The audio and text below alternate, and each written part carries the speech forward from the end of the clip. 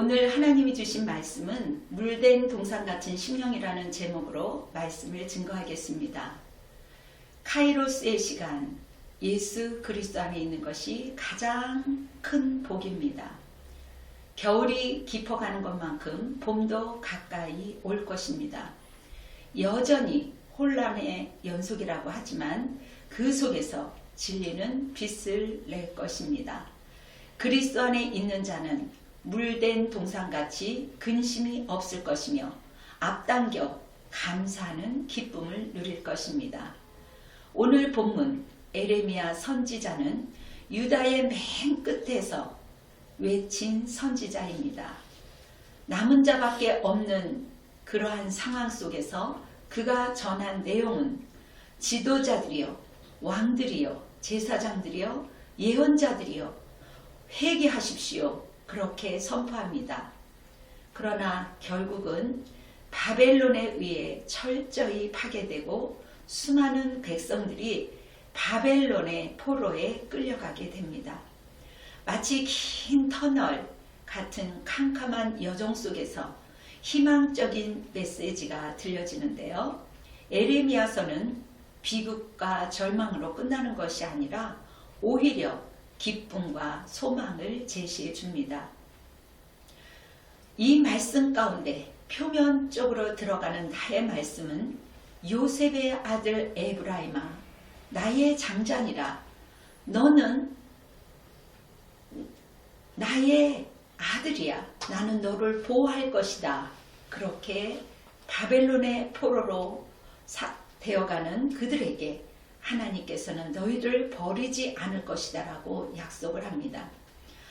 지금 엄청난 큰 상처와 어려움을 통해서 부상으로 병상으로 신음할지라도 마침내 회복될 것이며 다시 회개할 것이고 다시 기도할 것이며 다시 하나님께서 돌이킬 것이고 그리고 장차 온전한 평안을 누리게 된다는 하나님의 놀라운 약속의 말씀입니다. 본문 에레미야 31장 8절을 보면 보라, 나는 그들을 땅에서 인도하여 땅끝에서부터 모으리라. 그들 중에는 맹인과 다리 저는 사람과 잉태한 여인과 해산하는 여인이 함께 있으며 큰 무리를 이루어 이곳으로 돌아오리라. 그 당시 교통이 원활하지 못한 시절 수천 킬로미터를 걸어서 이동할 때 얼마나 큰 어려움을 겪겠습니까? 그런데 하나님께서는 온전하고 쓸만한 사람을 부르는 것이 아니라 이들 중에 한 사람도 예외 없이 맹인도 다리 저는 사람도 잉태한 여인도 해산한 여인까지 모두 다 불러 모으시겠다라는 하나님의 약속입니다. 그렇다면 에레미야가 예언한 놀라운 회복이 실제로 성취되었을까요? 네, 주전 538년 이후에 세 차례에 걸쳐 유다의 바벨론 포로 기한이 있었습니다. 그들은 하나님의 온전한 복을 누렸을까요? 오히려 그들은 안타깝게도 분열되었습니다. 가나안과 로마의 그 식민지 지배를 받게 되었습니다. 그렇다면 에레미야의 예언은 실패한 예언일까요? 요한복음 1장 역시 성육신하신 예수 그리스도를 통해 이 세상의 모든 사람이 그리스도 안에서 하나님의 자녀가 될 것을 선포합니다. 우리는 에레미야 선지자가 증거한 이스라엘의 회복이 우리 주 예수 그리스도 때문에 온전히 성취될 것으로 믿습니다. 죄와 굴레에서 죽을 수밖에 없었던 남녀노소 할 것 없이 모두 예수 그리스도의 십자가의 죽으심과 부활을 통해 진리로 빛 가운데로 해방된 것입니다. 하나님 아버지께서 초점을 맞추신 신앙으로 예수 그리스도 안에 있는 것은 택하신 복입니다. 우리가 그리스도 안에 있다는 것은 굉장한 복입니다. 은혜의 진리의 시대에 하나님만 높이는 합당한 삶은 우리의 전 삶으로 약속한 근거한 삶을 긍정적 믿음으로 살아내는 것입니다. 하나님이 주시는 복은 마음을 흡족하게 하며 내가 택한 백성을 만족하게 하신다는 말씀입니다. 하나님의 회복하신 은혜를 앞당겨서 긍정적으로 생각하고 감사하라는 것 의심의 여지가 없습니다. 10절에 이방인들이여 너희는 여호와의 말씀을 듣고 먼 섬에 전파하여 이르기를. 하나님은 이방인들에게도 전파하라 말씀하고 계시는데요. 흩으신 자도 여호와시요 다시 모으신 자도 여호와시니 지키시리로다. 여러분 성경의 지혜로운 5 처녀, 그 처녀처럼 남은 자로 준비된 자들에게 회복과 인도하심이 있다라는 것이지요. 이 복음을 믿는 자는 살아날 것입니다. 포로들이 실제로 기한을 해도 소와 양과 기름과 떡이 있을 것이며 청년들은 너무 좋아서 춤을 출 것이며 기뻐할 것이다. 그리고 모든 복들로 근심이 없을 정도로 심령에도 그늘이 없고 영육간에 하나님의 복을 주실 것이라 약속합니다. 내 기름으로 내 복으로 내 백성을 내가 만족하게 하리라. 여호와의 말씀이니라. 여호와의 말씀이 육신이 되어서 이 땅에 오신 게 요한복음, 그 말씀이 성취된 것입니다. 그런 차원에서 본문의 말씀에서 가장 두드러진 말씀은 명령입니다. 기뻐 외치라, 찬양하며 말하라. 이스라엘이 완전히 패망해 비록 남은 자밖에 없는 현실입니다.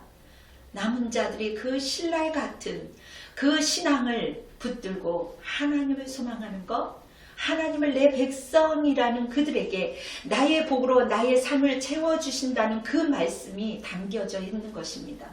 이것은 엄청난 은혜의 말씀입니다.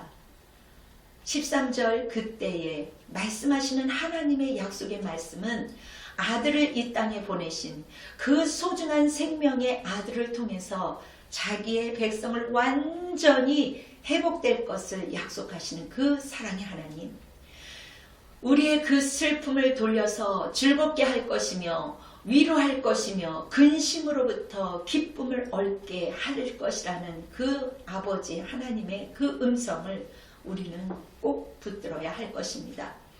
우리의 삶이 아무리 어려워도 하나님은 여전히 우리를 돌보시고 인도하시는 하나님이십니다. 하나님의 사랑은 광야로 인도함을 받은 사람인데요.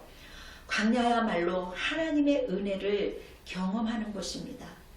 그곳에서 하나님을 의지하지 않으면 살 수 없기 때문에 하나님을 의지하도록 훈련시키는 것이죠.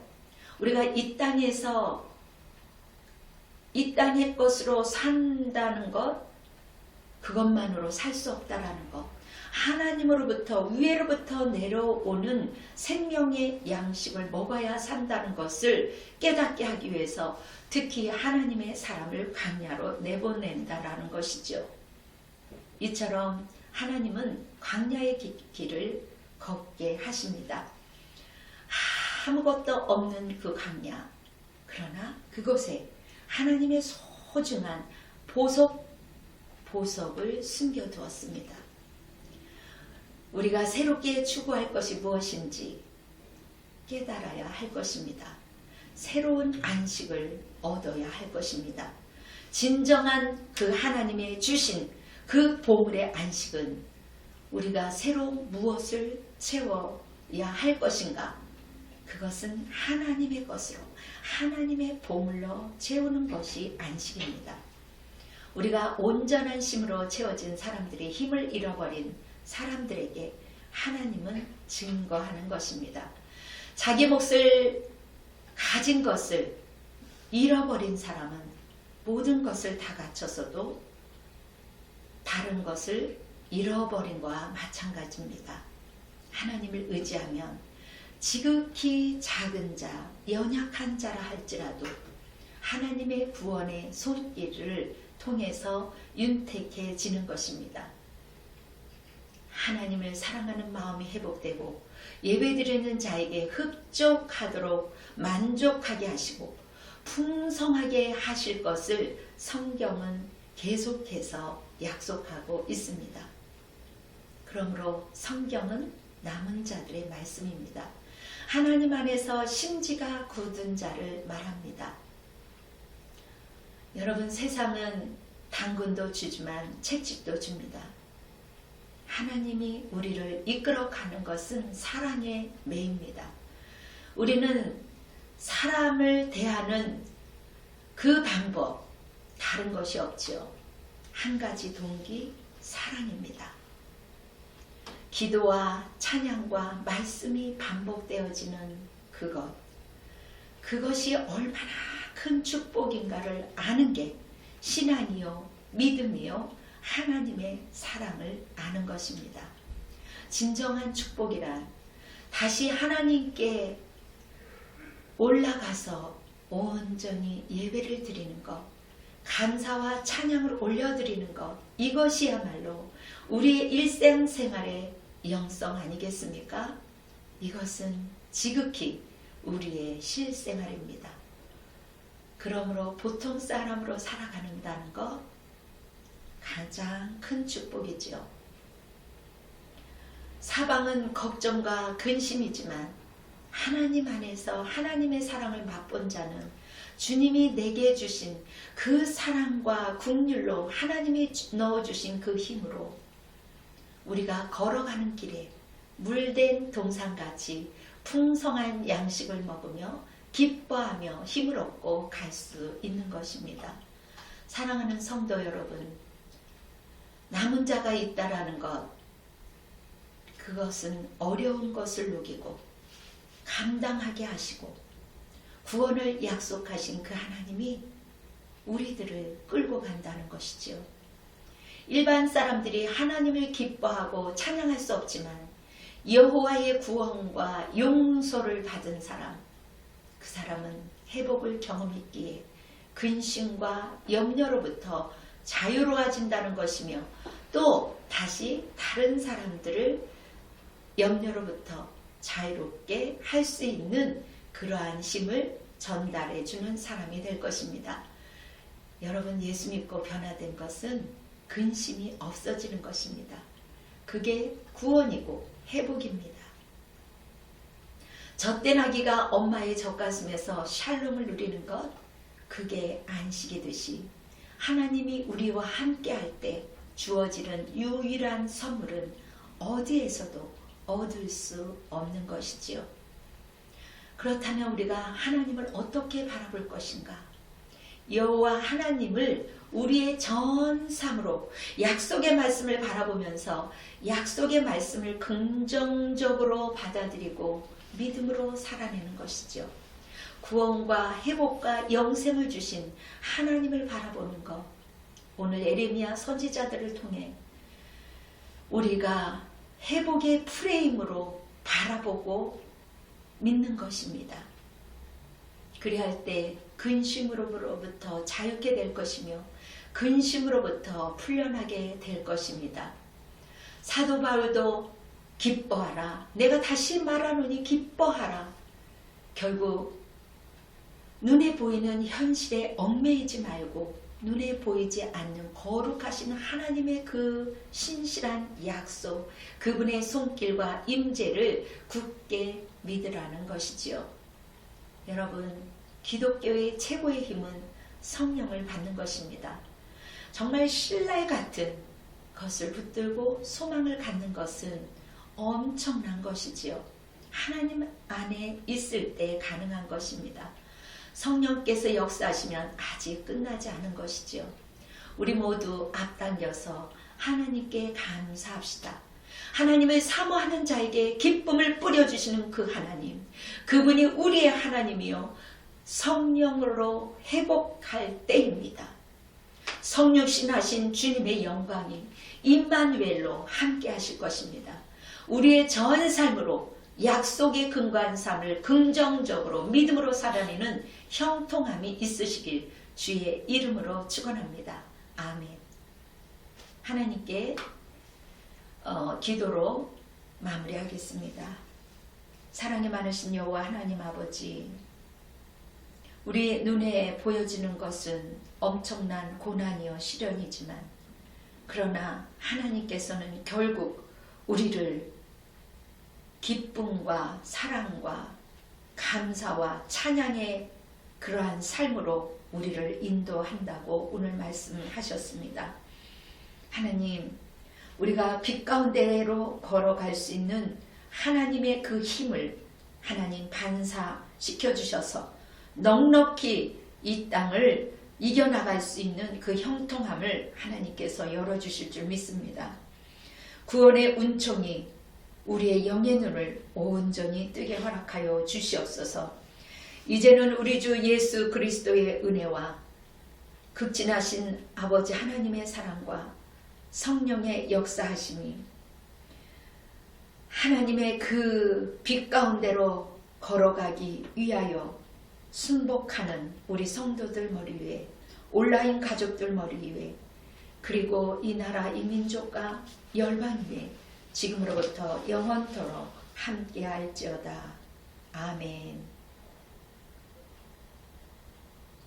주님께 영광의 박수를 올려드리겠습니다. 할렐루야. 여러분 힘내십시오.